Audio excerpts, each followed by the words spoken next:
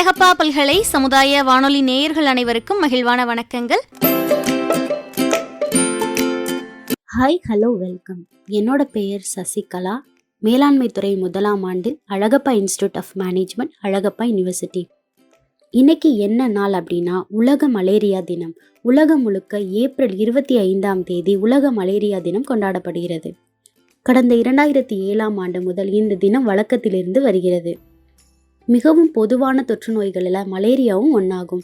இது பொது சுகாதாரத்திற்கு மிகப்பெரிய பிரச்சனையாக இருக்குது. இந்த மலேரியா நோய் காய்ச்சலுக்கு மிக முக்கியமான காரணம் கொசு. மலேரியாவோட வரலாறு என்னன்னா, கொசுக்கள் மூலம் மலேரியா காய்ச்சல் பரவுது அப்படிங்கிறத திரு ரொனால்டு ரோஸ் என்ற இங்கிலாந்து மருத்துவர் கண்டுபிடிச்சிருக்காரு. இவருக்கு 1902 நோபல் பரிசும் கொடுத்துருக்காங்க. அனோப்ளஸ் வகை பெண் கொசு மலேரியா நோய்க்கு காரணமான பிளாஸ்மோடியம் ஒட்டுண்ணியை மனிதர்களிடம் பரப்புது.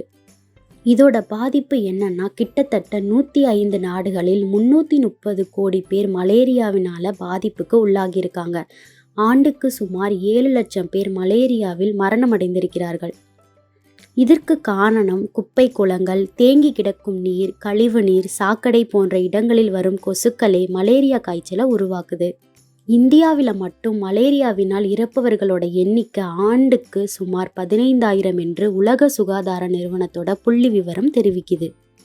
2010 என்ற ஒரு வருடத்தில் மட்டுமே உலகெங்கும் பார்க்கையில் 6,55,000 பேர் உயிரிழக்க நேர்ந்திருக்கிறது. இதில் அதிகமாக பாதிப்படைகிறது குழந்தைகளும் கர்ப்பிணி பெண்களும். புரோட்டோசோவா என்ற கிருமியால் உருவாகிற இந்த நோய்க்கு உலக அளவில் பெரும்பாலும் குழந்தைகளே பாதிக்கப்படுகின்றனர்.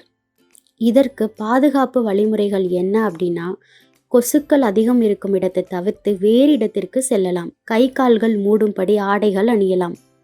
கொசுவர்த்திக்கு பதில் கொசு வலைகளை பயன்படுத்தி பாதுகாத்து கொள்ளணும். சுத்தமும் சுகாதாரமும் தான் மலேரியாவை தடுப்பதில் முக்கிய பங்கு வகிக்கிறது. குடிநீரை சுட வச்சு ஆறிய பின்னாடி தான் அதை பயன்படுத்தணும். மலேரியா காய்ச்சல் பற்றிய விழிப்புணர்வை ஏற்படுத்தும் விதமாகத்தான் ஆண்டுதோறும் ஏப்ரல் 25ஆம் தேதி உலக மலேரியா தினம் அனுசரிக்கப்படுகிறது. நன்றி.